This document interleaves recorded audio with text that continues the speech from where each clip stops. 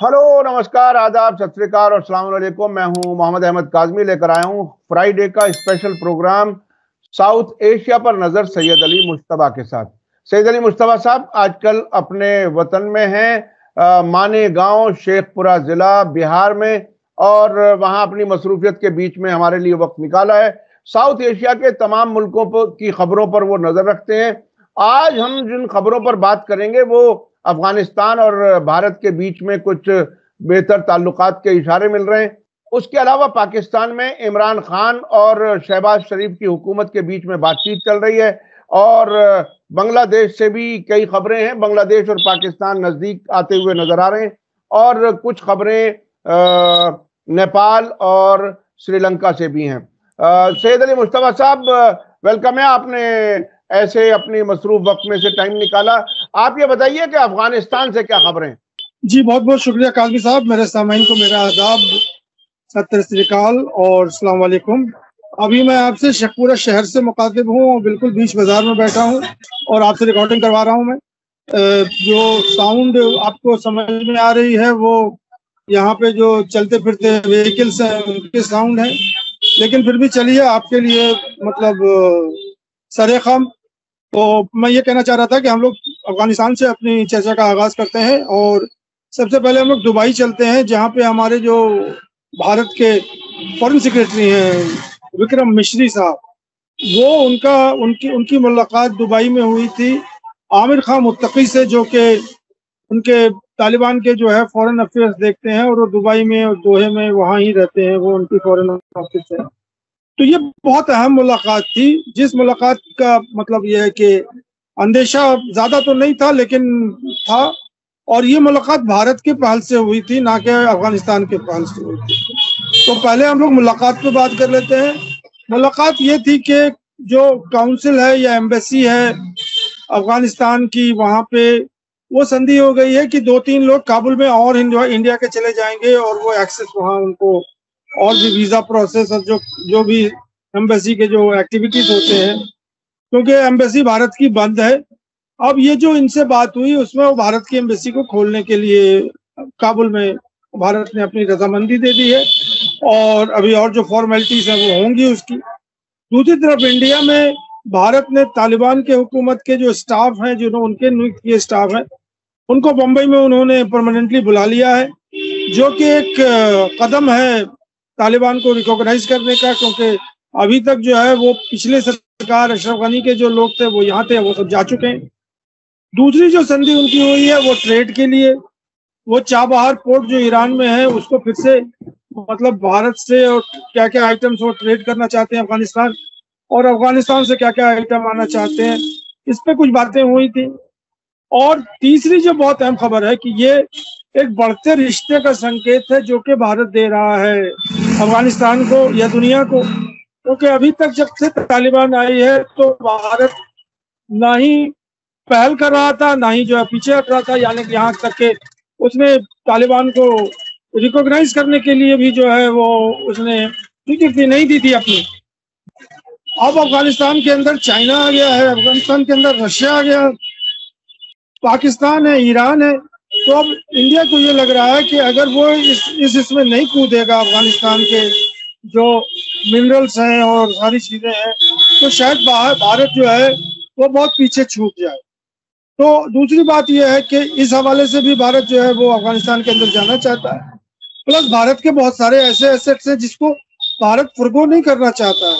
अब काबुल में जो है जो पार्लियामेंट बिल्डिंग बनी है वो भारत के ही पैसे से बनी है, सालार डैम जो है वो भारत के पैसे से बनी है, बहुत सारे रोड जो है वो 20 साल में जो है इसमें कितने सारे इंफ्रास्ट्रक्चर जो है वो भारत ने खड़े किए थे इसी दिन के लिए कि अफगानिस्तान में जाकर के मतलब वहाँ की जो मिनरल रिसोर्सेज हैं और जो भी वहाँ की चीजें हैं। तो अब हमें ये लगता है कि भारत जो है वो अफगानिस्तान के से नजदीकियां बनाना चाहता है, इसीलिए वो अपने फॉरेन सेक्रेटरी को उसने वहाँ दुबई भेजा और वहाँ उनसे बात की। और जो लास्ट एनालिसिस है इसमें कि अभी जो है वो कशीदगी बनी हुई है अफगानिस्तान की और पाकिस्तान के अंदर, तो टीटीपी को लेकर के और जो है वो कुछ रिफ्यूजीज को लेकर के, तो भारत उस डिफरेंसेस को भी कैश करना चाहता है। वो अफगानिस्तान के साइड में आ रहा है और पाकिस्तान को वो मतलब एक तरह से मतलब अपोज कर रहा है वहां पे अफगानिस्तान में। तो इन सब वजूहात को देखते हुए ये हमारे फॉरेन सेक्रेटरी साहब ने चूज किया कि वो दोहा में जो है आमिर खान मुत्तकी से बात करें। अब ये भारत की तो अपनी मतलब ये पहल है, लेकिन अफगानिस्तान की तरफ से अगर आप देखें तो भारत एक एडिशनल मुल्क हो गया है उसके बढ़ते रिश्तों पे, जो कि वो दुनिया से बना रहा है। अलग अलग जगहों पे एम्बेसियां उसकी खुल रही हैं और अलग अलग रिश्ते बन रहे हैं। तो अब भारत को भी ये लग रहा है कि अब हम अगर अफगानिस्तान को रिकॉग्नाइज नहीं करते हैं और उनसे हम मतलब अपनी नजदीकियां नहीं बनाते हैं तो भारत बहुत पीछे हो जाएगा और बाकी लोग जो है वहां का माल लूट के निकल जाएंगे। तो ये सूरत है जो दुबई में मुलाकात इनकी हुई है। इसमें और क्या क्या इश्यूज हैं? क्या कारोबार, कुछ और चीजें करने का भी, यानी पीस टाइम सिचुएशन में जो मुल्कों के ताल्लुकात होते हैं बढ़ते हैं, क्या उसके मरहले में पहुंच गए हैं क्या? मुझे तो यही लग रहा है कि देखिए बातें तो बहुत हुई होंगी, जो मीडिया में खबरें आई हैं वो दो मेजर इश्यूज हैं। एक तो एम्बेसडर लेवल पे, तो अभी एम्बेसडर तो कोई आया नहीं अफगानिस्तान का यहाँ हिंदुस्तान में, और ना ही कोई एम्बेसडर जा रहा है वहां पे। लेकिन जो एम्बेसी है उसके स्टाफ को बढ़ाने के लिए ये बात हुई है वहां पे, ये बड़ी बात है। दूसरी बात है कि इंडिया जो है वो तजारत के लिए वाया चाबहार पोर्ट जो है वो अफगानिस्तान पहुंचना चाहता है और उसकी फ्रीक्वेंसी को बढ़ाना चाहता है। तो अभी जो मिस्री साहब से मुलाकात हुई है, जिसको मीडिया ने जो कवर किया है, बहुत प्रोमिनेंटली कवर किया है, वो ये बताने के लिए, इसके लिए ये भी लोग बोल रहे हैं इधर पाकिस्तान के बांग्लादेश के रिश्ते बढ़ रहे हैं और इधर इंडिया के अफगानिस्तान के रिश्ते बढ़ रहे हैं। तो इंडिया जो है वो बांग्लादेश से तो शायद मतलब ये कि उसकी वो असर नहीं होगी, मतलब बांग्लादेश में जो शेख हसीना वाजिद के बाद जो सिचुएशन पैदा हुई है, तो उसको काउंटर करने के लिए इंडिया जो है वो अफगानिस्तान को जो है वो मतलब की तरफ जा रहा है। अब इसमें कितनी हद तक इंडिया सक्सेसफुल होगा, कितनी हद तक अफगानिस्तान जो तालिबान हुकूमत है इंडिया को कोऑपरेट करेगी, लेकिन उसमें ये भी बातें हुई हैं, दो चार बातें और थी। एक तो जो मेडिकल हेल्प है, मतलब जो अफगानियों को वो ट्रीटमेंट के लिए दिल्ली आते थे और वहाँ जो है वो उसकी रजामंदी मिल गई है। दूसरा ये है कि जो स्टूडेंट्स लोग आते थे यहाँ पे हायर एजुकेशन के लिए, उसकी भी रजामंदी जो है हमारे फॉरेन सेक्रेटरी साहब ने दी। तो बात जो है वो बहुत तेजी से आगे बढ़ रही है। अब ये 2021 के साथ पास जो सिचुएशन था वो अब नहीं रहा। 2025 में जो है ये सिचुएशन बिल्कुल चेंज हो गया और अब भारत जो है वो फिर से अफगानिस्तान को मतलब एक तरह से गले लगाना चाह रहा है या मतलब नजदीकियां उसकी बढ़ रही हैं। यही खबर है जी। अच्छा, तापी गैस पाइपलाइन पे क्या कुछ हो रहा है? जी, तापी गैस पाइपलाइन जो है बड़ी जोर शोर से अफगानिस्तान में बन रहा है। अभी जो लेटेस्ट रिपोर्ट है वो ये है कि 3.5 किलोमीटर जो है वो जो तुर्कमेनिस्तान से वो रोड बन चुकी है और उसके बाद जो है 4-5 किलोमीटर की रोड जो है वो भी बिल्कुल तैयार है, जहाँ पाइपलाइन जी। तो एक मतलब ये है कि बहुत जोर से जो है वो अफगानिस्तान का पोर्शन में वो काम चल रहा है और यही खबर आ रही है कि उसमें कोई रुकावट नहीं है। और 80% जो अफगानिस्तान में पाइप ले किए जा रहे हैं, बल्कि 85% वो तुर्कमेनिस्तान के पैसे से ले किए जा रहे हैं। ये बड़ी बात। और जो करार हुआ था कि वो 5% जो है अफगानिस्तान देगा, 5% पाकिस्तान देगा और 5% इंडिया देगा, तो उस पर यह हुआ था कि अफगानिस्तान का जो 5% है वो तुर्कमेनिस्तान ही देगा और इंडिया और पाकिस्तान में अभी जो है वो मतलब इख्तिलाफ है, लेकिन पाकिस्तान ने जो है वो हाँ कह दिया है कि हम वो पैसे भरेंगे और हम अपने यहाँ गैस लाएंगे।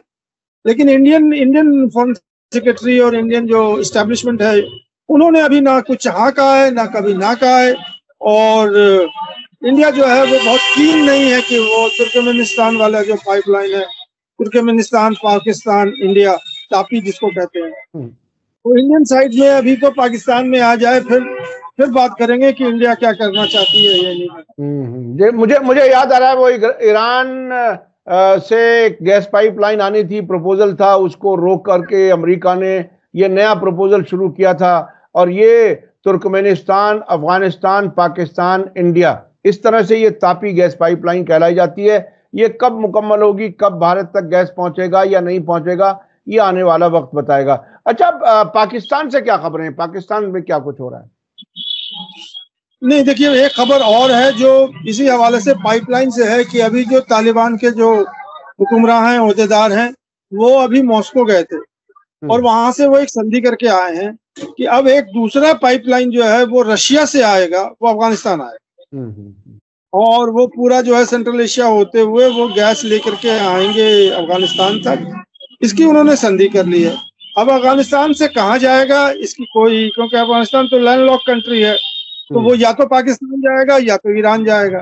तो अभी जो वो आए हैं उसकी अनाउंसमेंट किया है तालिबान हुक्मरान जो है और उनके ओहदेदार हैं कि वो अभी रशिया जो है, क्योंकि आपको बताया होगा पीछे भी, तो उन्होंने ब्लैक लिस्ट वगैरह से हटा दिया है, फुल उनको जो है डिप्लोमेटिक स्टेटस कर दिया है और ट्रेड और कॉमर्स। उसी हवाले से वो एक पाइपलाइन आएगा।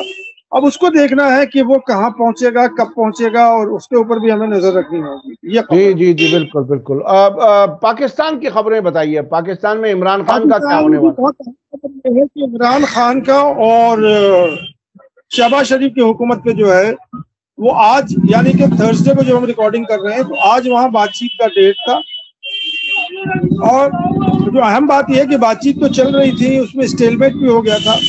अब वो ये कह रहे हैं, इमरान खान भी कह रहे हैं और शहबाज शरीफ भी एग्री हो गए हैं, ताकि वो मीडिया को भी बताना चाहते हैं कि किन किन चीजों पे बात हुई है। इमरान खान का ये कहना है कि कोई हम बैकडोर मीटिंग नहीं करेंगे, कोई हम सीक्रेट मीटिंग नहीं करेंगे, जो भी चीजें हैं वो हम लिख के देंगे कि हमें ये चाहिए, ये मेरे डिमांड्स हैं। और वही चीज जो है शहबाज शरीफ भी बोले कि हम वो डिमांड को मानेंगे या नहीं मानेंगे। तो आज के जो मुज़ाकरात होंगे ये बहुत अहम होंगे। अब इसी हवाले से ये है कि इमरान खान ने तो अपना मतलब मौक़िफ़ जाहिर कर दिया है कि जब तक हम जो है सारे केसेस से बरी नहीं हो जाते हैं और हम अदालत से नहीं छूट जाते हैं, तब तक हम नहीं निकलेंगे बाहर। और ये मुज़ाकरात जो है शायद इसी हवाले से चल रही हैं, लेकिन उन्हें इसमें कॉन्फिडेंस नहीं है, इसलिए कि ये बड़ा कॉम्प्लिकेटेड है, मतलब कोई वन टाइम टॉक नहीं है। तो अब इमरान खान ने 8 फरवरी का डेट दिया है, जिसमें एक प्रोटेस्ट पूरे पाकिस्तान में पीटीआई करेगी अगेंस्ट शहबाज शरीफ का, और उसके लिए उन्होंने तैयारी शुरू कर दी है। ये बड़ी खबर है, मतलब इमरान खान के बाहर निकलने से। और इसमें यह भी कहा जा रहा है कि 20 तारीख को जब ट्रम्प मतलब हुकूमत जब आ जाएगी अमेरिका में, तो शायद इमरान खान की रिहाई जो है वो जल्दी हो जाए। ऐसी पाकिस्तान में कयासारियां चल रही हैं। अब देखना है कि क्या होता है। तो ट्रम्प जी, ये जो बाइडन के और ट्रम्प के बीच में जो सरकारें जब बदल रही हैं, तो उसके साथ साथ रुख भी बदल सकता है। ऐसा हमने देखा कि वो इजराइल और हमास के बीच में जंगबंदी के लिए ट्रम्प की तरफ से दबाव पड़ा और वो हुआ। और क्या हो सकता है कि इमरान खान भी ट्रम्प के किसी दबाव की वजह से उनको छोड़ा जा सके। ये आने वाला वक्त बताएगा। पाकिस्तान की सियासत काफी गर्म है। वहां सबसे बड़ी मुश्किल यह है कि सबसे पॉपुलर लीडर जेल में है, और जो जिनको बाहर से सरकार बनाने का रास्ता बनाया गया है, वो सरकार में, ऐसा वहां के लोग, वहां के जर्नलिस्ट कह रहे हैं। अच्छा, ये उसके अलावा खैबर पख्तूनख्वा से भी कुछ खबर आ रही थी, वो क्या कुछ है? देखिए, खैबर पख्तूनख्वा तो हमेशा वोलेटाइल रहता है। वो एक समझ लीजिए कि वो लड़ाकुओं की जगह है। वहां पे उसको टेररिज्म कह लीजिए, मिलिटेंसी कह लीजिए, जिस भी नाम से दे दीजिए। अब जो बहुत बड़ी खबर ये है कि वहाँ 16 पाकिस्तानी साइंटिस्ट को टीटीपी के लोग, तहरीक तालिबान जो हैं, जो कि एक वर्ल्ड मतलब अमेरिका भी उनको टेररिस्ट मानती है और वर्ल्ड ने डिक्लेयर किया हुआ है कि वो टेररिस्ट संगठन है, उन्होंने 16 पाकिस्तानी साइंटिस्ट को जो कि काम कर रहे थे खैबर पख्तूनख्वा में, उनको अगवा कर लिया, बंदी बना लिया। और उस पर जो है पाकिस्तानी जो मिलिट्री एस्टेब्लिशमेंट है उसने अटैक भी किया है और 8 लोगों को छुड़वा भी लिया। एक उस छुड़वाने में जो है वो क्रिटिकली इंजर्ड हो गया है, और जो बाकी लोग हैं वो अपनी जान की दुआई मांग रहे हैं और पाकिस्तान को कह रहे हैं कि इनके जो भी शर्त है आप मान लीजिए, हमें जो है मतलब हमारी जान बख्शवा दीजिए। अब पाकिस्तान की तरफ से क्या डील हो रहा है, कितनी डील एक्सेप्ट करेंगे नहीं करेंगे, लेकिन ये ये खबर गर्म है कि टीटीपी क्या कर सकती है, मतलब किस लेवल की वो ऑर्गेनाइजेशन है और कहाँ तक वो आ जा सकती है। इसमें जो बहुत इम्पोर्टेंट बात है कि ये जो लोग साइंटिस्ट काम कर रहे थे, ये मतलब न्यूक्लियर एनर्जी के ऊपर काम कर रहे थे, जो कि पीसफुल पर्पसेस के लिए है, ना कि वो जो है बॉम्ब और जो मतलब ये है कि मिलिट्री पर्पसेस के लिए है।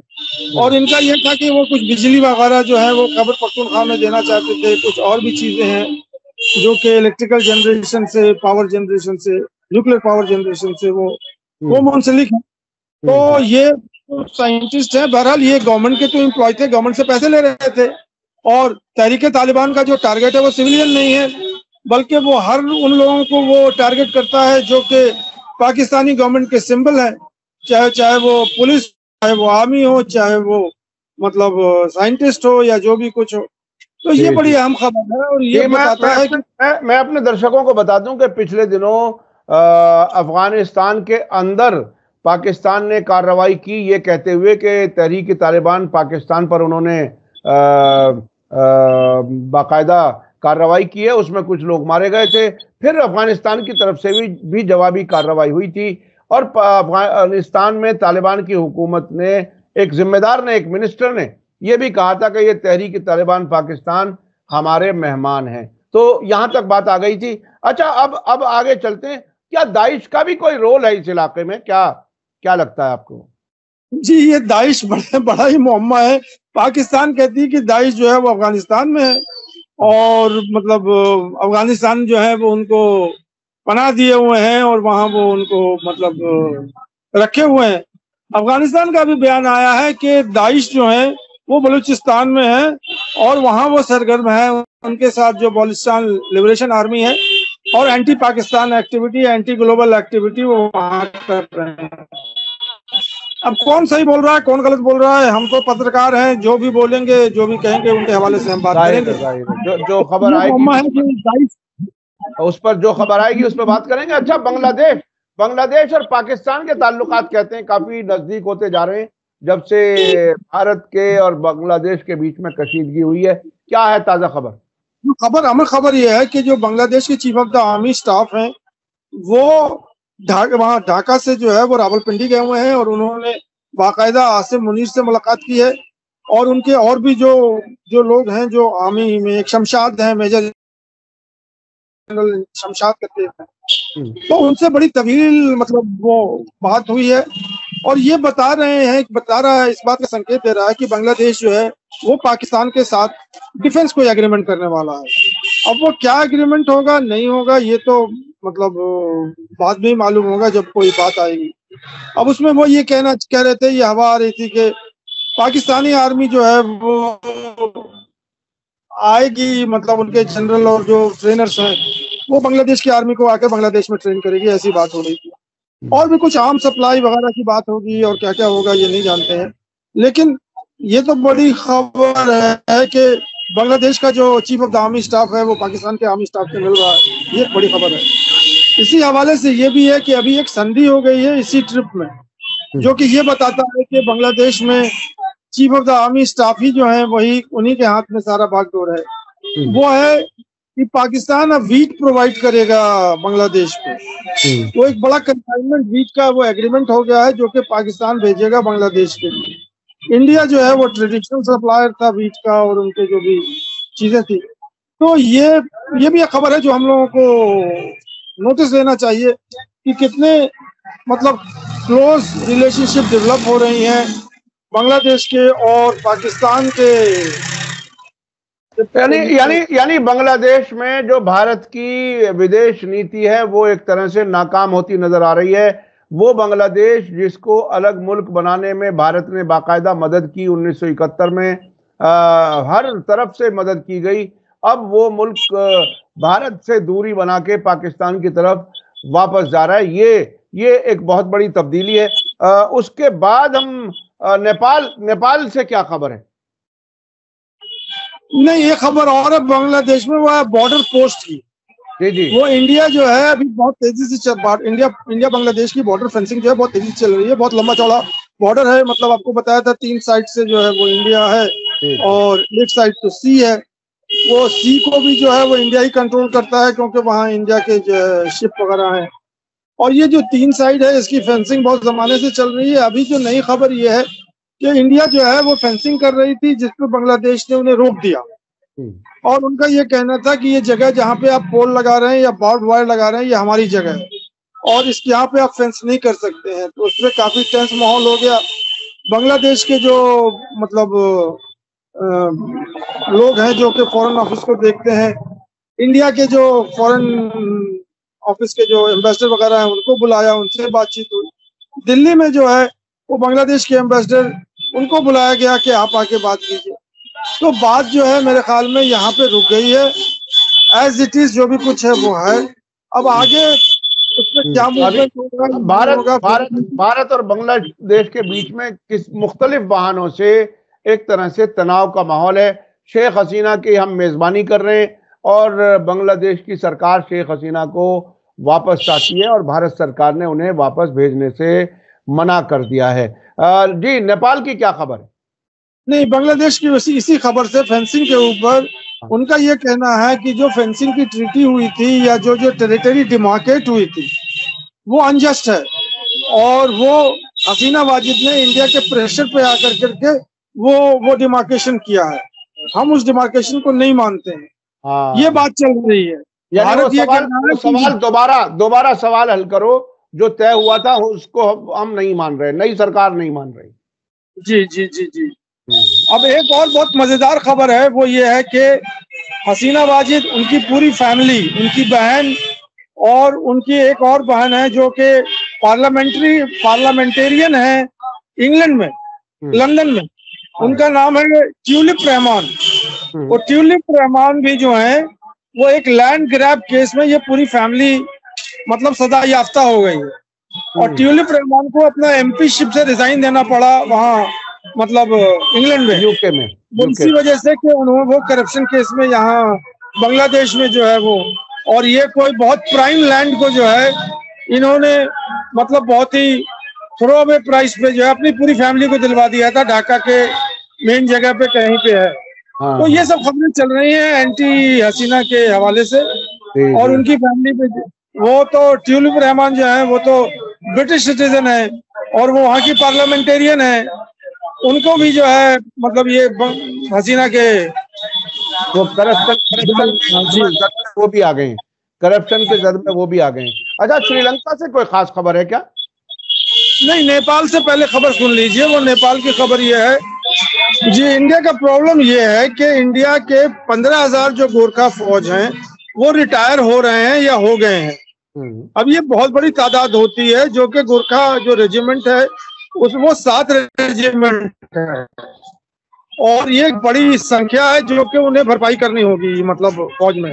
तो अब ये नेपाली लोग जो इंडिया में रहते हैं, कुछ देहरादून में, गढ़वाल में, कुछ हिमाचल में, कुछ उधर दार्जिलिंग के आसपास, तो इंडिया उन्हीं को रिक्रूट करना चाहती है। लेकिन ये जो लोग हैं ये भरपाई नहीं कर पा रहे हैं। इस कई वजह हो सकती हैं। एक तो ये है कि वो आर्मी के लिए जो है वो तैयार नहीं है अपने आप को। तो हमारे द्विवेदी साहब ने पाकिस्तान और नेपाल के जो chief of the army staff है उनको कहा है कि आप गोरखा रेजिमेंट, गोरखा लोगों को फिर से भेजिए, हम उनको रिक्रूट करेंगे। अब वहाँ ये भी बात चल रही है कि वो अग्निवीर को जो है वो मानने के लिए तैयार नहीं है और ये कहते हैं कि 4 साल के बाद जब ये ले ऑफ हो जाएंगे तो यही लड़के जब वापस आएंगे नेपाल में, तो क्योंकि उन्हें गन और ये सब की हैंडलिंग करने का पूरा ट्रेनिंग मिला हुआ होगा, तो वो फिर मिलिटेंसी करेंगे यहाँ आकर के नेपाल में या किसी और मिलिटेंट ग्रुप के साथ, ग्लोबल मिलिटेंट जो ग्रुप होता है वहां जाए चले जाएंगे। तो उनका कहना है कि हम इसको नहीं मानते हैं। इंडिया जो है हमें वो परमानेंट सही जिस तरह से पहले फौज में नौकरी होती थी उसी तरह से वो चाहते हैं। जी जी जी जी जी। तो ये बहरहाल भारत इसको कैसे हल करेगा ये आने वाला वक्त बताएगा। देखेंगे क्या राजनाथ सिंह जी कुछ उनके उस रिक्वेस्ट पे गौर करेंगे, क्या होगा नहीं मालूम। क्या कोई श्रीलंका से भी खबर है क्या? जी, श्रीलंका से बहुत एक छोटी खबर है। एक बुद्धिस्ट मॉन्क है, उनका नाम जो है गुनावर्ना है, मतलब बहुत डिफिकल्ट नाम है। वो बुद्धिस्ट मॉन्क है और वो बताए जाते हैं कि जो पूर्व प्रेसिडेंट थे गोटाबाया राजपक्षे के, तो उनके बहुत करीबी थे ये, और ये बराबर वहाँ एंटी इस्लाम जो है वो मतलब ये है कि कमेंट्स वगैरह करते थे, भाषण वगैरह देते थे। इन पे कई मुकदमे चल रहे हैं और 6-6 साल की इनकी सजा हो गई है। अभी एक मुकदमे में उन्हें 9 महीने की सजा हो गई। ये एक बड़ी बात है। ये मतलब ये है कि आप किसी भी दूसरे रिलीजन को आप बुरा भला नहीं कर सकते हैं। और ये जो चेंज सरकार है, मतलब जो अभी आई है, जो AKD की सरकार है, अनुरा कुमार दिशा नायके की, तो इनकी वजह से अब जो है इन सब चीजों पे लगाम लग रहा है। और ये बड़ी खबर है कि एक बुद्धिस्ट मॉन्क जो है, क्योंकि सिन्हाला जो लोग हैं वो सारे बुद्धिस्ट हैं और उन्हीं की हुकूमत है। और बुद्धिस्ट लोग जो हैं वो पॉलिटिकल लोग हैं, वो पूरे श्रीलंका के पॉलिटिक्स को वो कंट्रोल करते हैं। और इसी तरह से इसका एक जो है वो पैरेलल जो है वो हमारे हिंदुस्तान में भी मिलता है, जो कि महाकुंभ में और वहाँ पे हरिद्वार में वो उन्होंने मेला लगाया था और क्या क्या किया था, धर्म संसद किया था वहाँ पे। नरसिंहानंद जो उन्होंने बहुत ज्यादा नफरत की बातें की थी। जी। तो ये शख्स जो हैं ये भी नफरत की बात की थी और इनको सजा मिल गया है। ये बड़ी बात है जी, ये बहुत बड़ी बात है। और इस्लाम के खिलाफ उन्होंने कुछ कमेंट्स किए थे। बहुत बहुत शुक्रिया जनाब सैयद अली मुश्तबा साहब, आपने हम ऐसे वक्त में बिल्कुल ट्रैफिक के बीच में एक जगह बैठ कर के वक्त निकाला और हमारे दर्शकों के लिए आप मुसलसल खबरों पर नजर रखते हैं। इसी के साथ बहुत बहुत शुक्रिया आपका सैयद अली मुश्तबा साहब। और मैं अपने दर्शकों से कहना चाहता हूं कि ये अकेला प्रोग्राम है फ्राइडे को, जिसमें भारत के पड़ोसी तमाम मुल्कों की खबरें एक साथ इकट्ठी आप तक पहुंचती हैं। इसी के साथ मुझे दीजिए इजाजत। धन्यवाद, शुक्रिया। जय भारत, जय हिंद। मीडिया स्टार वर्ल्ड के और वीडियो देखने के लिए हमारे चैनल को सब्सक्राइब करें और सीधे नोटिफिकेशन पाने के लिए बेल आइकन दबाएं। और अगर हमारी खबर सच्ची और अच्छी लगे तो अपने व्हाट्सएप, इंस्टाग्राम, फेसबुक और ट्विटर अकाउंट पर जरूर शेयर करें।